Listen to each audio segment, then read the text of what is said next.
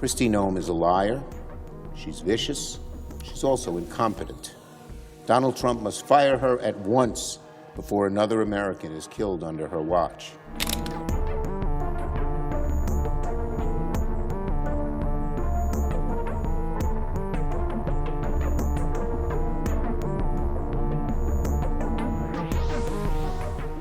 Top House Democrats are pressuring U.S. President Donald Trump to fire Homeland Security Secretary KRISTI Noem or face impeachment proceedings.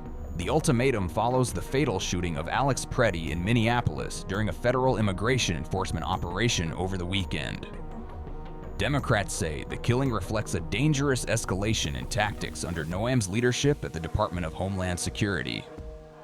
The push gained momentum after the earlier shooting death of Renee Good, another U.S. citizen killed by federal agents this month. Both deaths occurred amid increasingly aggressive immigration operations in Minnesota's largest city. More than 3/4 of House Democrats have now signed on to articles of impeachment against Noem. The measure was introduced by Democratic Representative Robin Kelly earlier this month. As of January 27th, 162 of the 213 House Democrats were listed as co-sponsors, including members in both safe and competitive seats. Those backing impeachment include lawmakers from New York, Ohio, and California, facing tough re-election fights. Pressure on Noem intensified as 2 Republican senators broke ranks and publicly called for her resignation. 2 Republican senators also called on Noem to resign. North Carolina Senator Thom Tillis said Noem's conduct should be disqualifying for a cabinet-level official.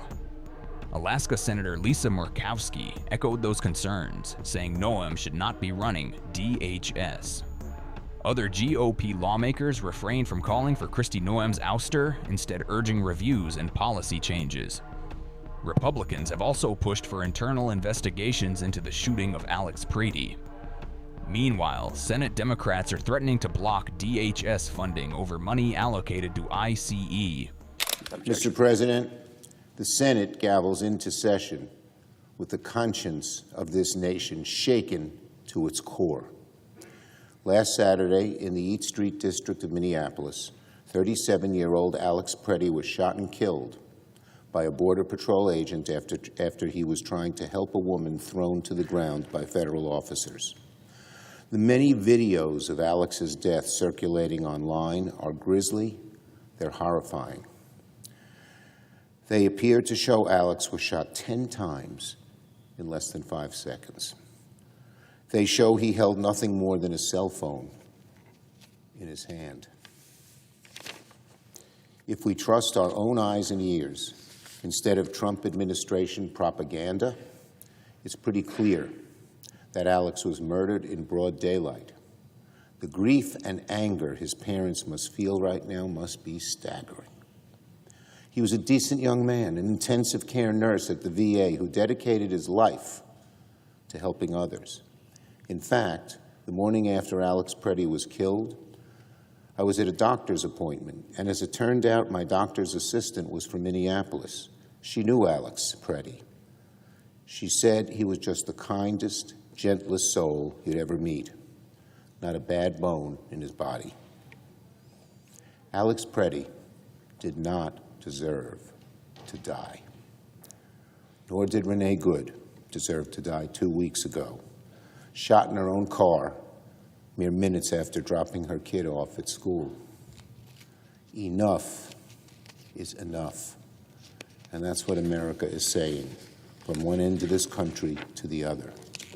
What ICE and CPP are doing in Minneapolis and other cities around the country is not border security and certainly not law and order. What ICE is doing is lawless disorder. What ICE is doing is state-sanctioned thuggery, and it must be stopped. ICE must leave Minnesota today, not tomorrow, not next week, but today. There are reports that the president is thinking about a reduction in force. A reduction isn't good enough. President Trump should act now to completely withdraw ICE and immediately turn down the temperature.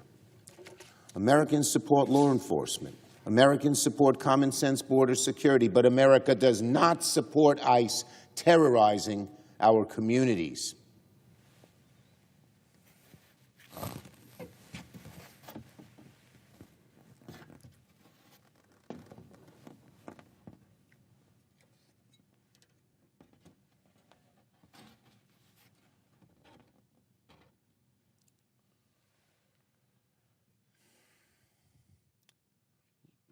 Look at this picture. This is the kind of picture we're seeing more and more in American cities when ICE descends upon them. Federal agents shooting at and threatening protesters. Black ICE SUVs roaming the streets and agents barging into homes without warrants. ICE encircling schools with riot gear and using kids as bait. And terrorizing our communities to the point that people are afraid to go to work, to church, shop for groceries. This madness, this terror, must stop. The American people, Democrat, Republican, Independent, demand that the chaos and lawlessness of ICE be severely reined in. This week, the Senate will step into the breach. In a few days, the Senate will consider a package of 6 funding bills sent to us recently by the House, and 5 of those bills are ready to go and should quickly pass. I'll say more about that in a moment. But in the wake of ICE's abuses and the administration's recklessness, the Senate must not pass the DHS budget as currently written and must be reworked to rein in and overhaul ICE to ensure the public's safety. In the meantime, the heads of ICE, CBP, and USCIS should all testify before the Senate as soon as possible. We must not wait for hearings weeks from now. The American people demand truth and accountability right now. I'm glad that Republicans like Senator Paul have said likewise. But we must also be candid. It is bone-chilling that in the aftermath of the killings in Minneapolis, some of the Trump administration's top officials have chosen to blatantly lie to the American people like full-fledged authoritarians.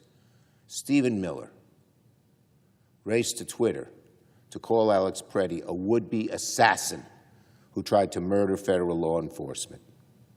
If you'd watched the videos of the killing, you'd know this is an outlandish and shocking and totally dishonest, despicable thing to say. Meanwhile, Gregory Bravino, Donald Trump's top Border Patrol officer, also claimed, without a shred of evidence, that Preddy wanted to do maximum damage and massacre law enforcement. And then, of course, there's KRISTI Noem. Merely hours after Preddy's death, Noem claimed again, without so much as a morsel of evidence, that he had committed an act of domestic terrorism and wanted to perpetrate violence. You know what the reaction of these Trump officials, too many of them, seems to be when something terrible happens? To lie about it. That's their immediate reaction, not to find the truth, not to express any sympathy to those who are dead, but to lie, lie, lie.